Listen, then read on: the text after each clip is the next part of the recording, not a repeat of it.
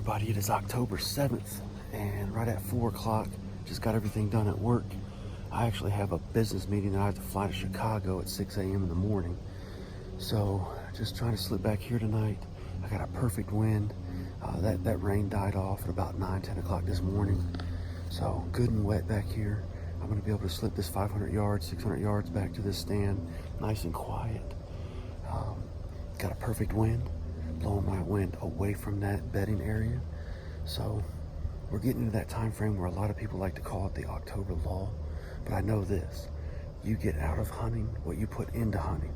So you definitely are gonna have an October lull if you're sitting at home on the couch. But I'm thinking that I'm gonna catch one of these deer slipping out of the bedroom, heading over to this ag field tonight. So I'm gonna make the long trek and get climbed in, settled in for the night, and I'll talk to you more later. Stay tuned. It's about that time.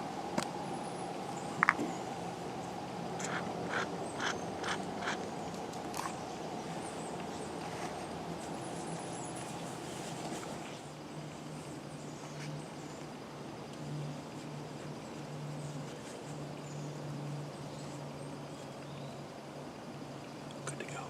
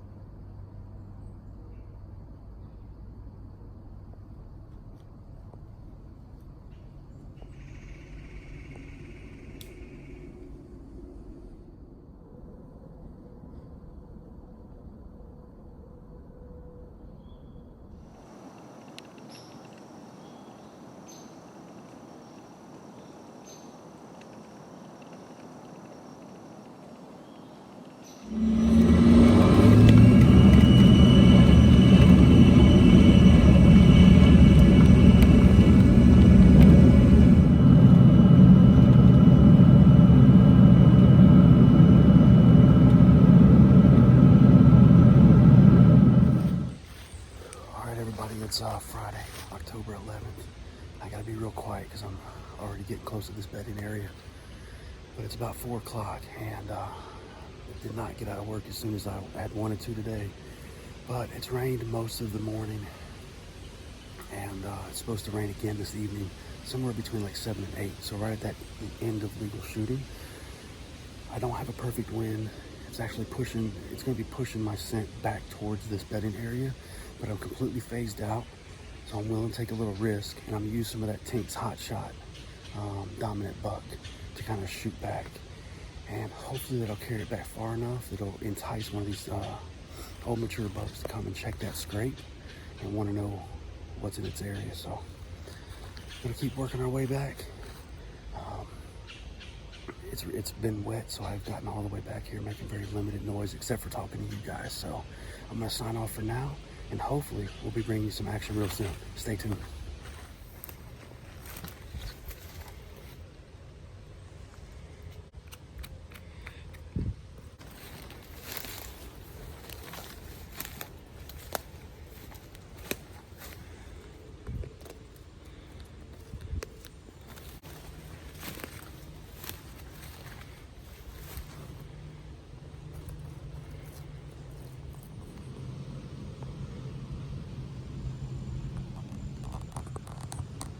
It's right at 4 o'clock.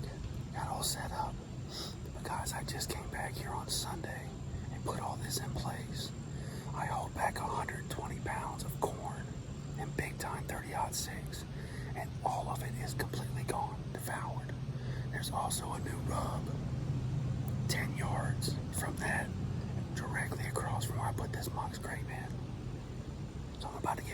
out with the face field foam, completely phase myself out. I'm gonna sit here for about 20-30 minutes, let everything calm down, and then I'm gonna start hitting some of this, hold on,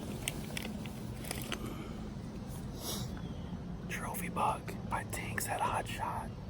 Hit some of that, let it drift back to this bedding area. Hopefully that's gonna get that buck to come out here and check out who's checking this area. Feel confident, make sure you guys hang in there.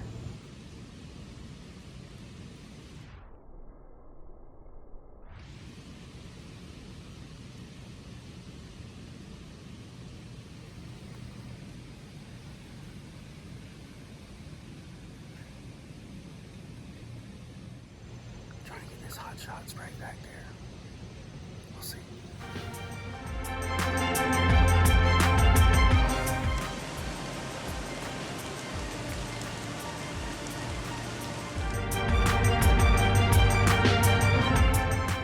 All right, good morning, everybody. It is Saturday, October 12th, and it's about 6 o'clock. Sun comes up at 7:48, sunrise.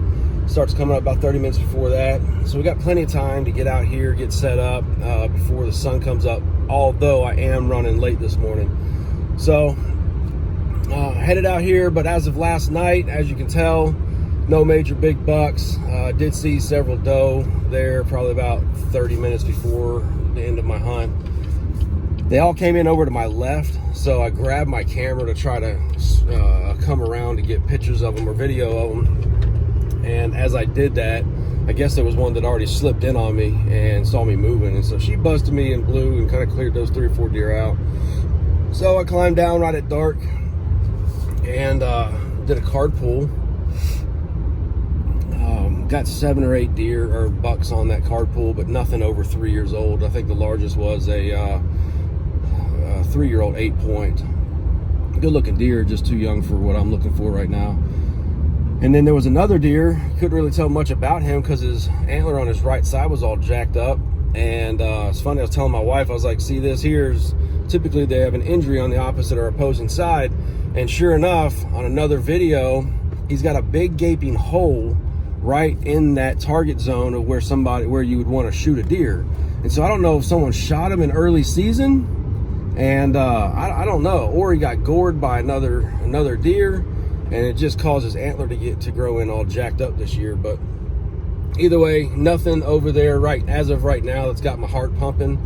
So headed out to the main lease this morning, and Kamikaze is, as of right now, still my top private land or Kentucky statewide tag target buck right now. So headed out here, should be set up here in the next hour, so continue to stay tuned, and then hopefully good Lord willing, we'll be bringing you some great footage here before too long. All right, we're all set up. It's about 30 minutes before that sun starts coming up. I wish I could say I got in clean, but I didn't, because there were deer all over this field. Nothing took off. They were far enough away that they just kind of stood and watched as I passed through the field. So I don't think I boogered nothing up, but it's nonetheless, they know I'm here. So we're gonna settle in here for the next 30 minutes, and then it's 40 degrees, as you can see. It's probably the coldest morning of the season so far. Great conditions through deer cast for the whole day, so it should be pretty interesting here as soon as that sun starts coming up. Keep hanging in there.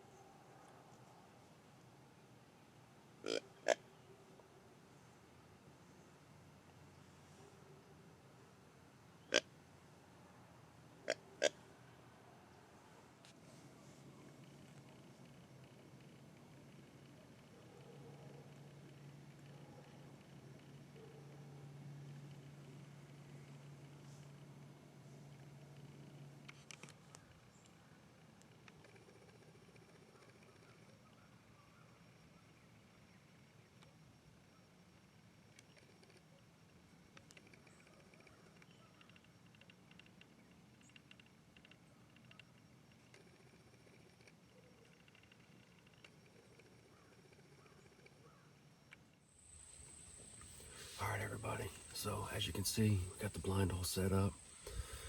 Climbed down earlier this morning, and there were several deer out in the food plot, so we had to wait them out. Ran and grabbed some breakfast, went home and ate with my ladies. Then ran out to my favorite store, Academy, and got some corn and some big time 30-06.